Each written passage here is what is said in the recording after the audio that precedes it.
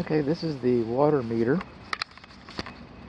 The water meter is located out here in the parkway, between the parkway sidewalk and the curb.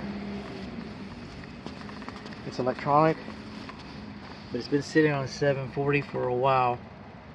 So, to the best of my knowledge, we've passed a water meter inspection. Now, the ground is saturated, it's full of water.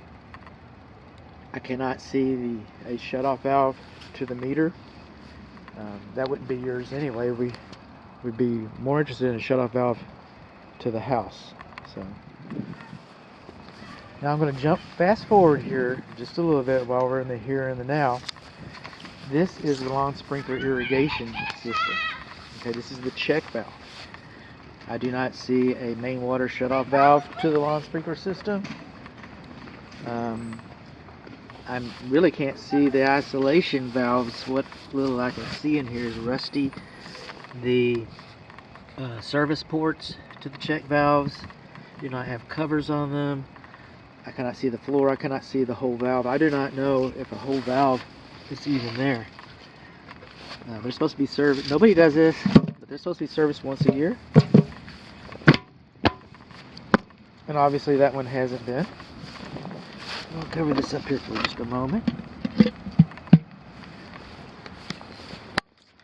Now moving on along, let's check our water pressure. We're looking for no more than 80 psi.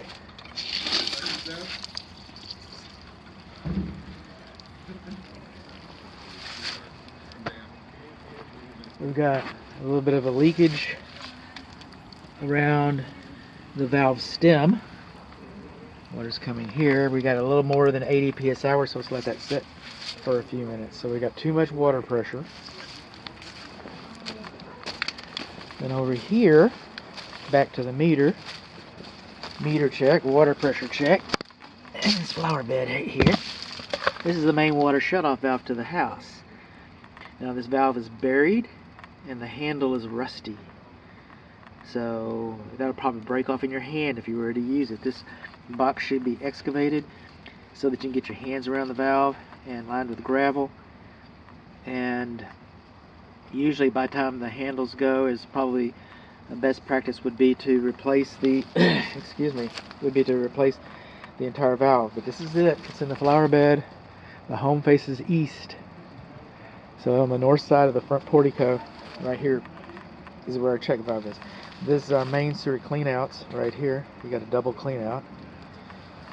The roto-rooter, the snake, the auger, call it what you will, goes in this way, goes back and clears out anything in the house, in theory.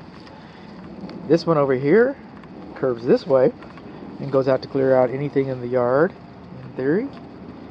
And you don't have a dead spot in the middle. Now this pipe over here is an unusual looking thing.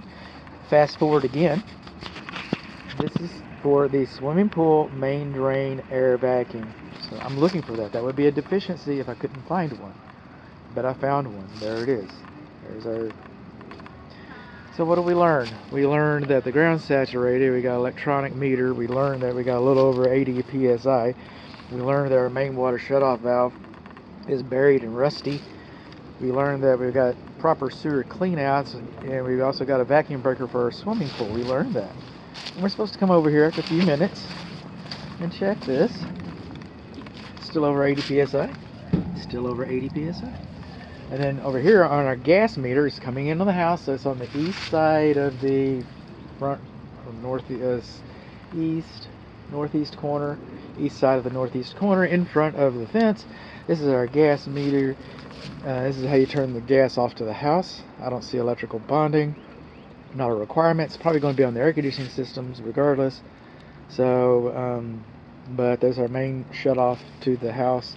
It'd be nice if you had isolation valves so that you could take care of the meter that way, but this is all that's required. So this is a feeder that goes to the swimming pool. But we've got a guard right here, a metal guard And it looks like we got dissimilar materials because we got rust forming on our piping right there. And so the guard needs to be replaced.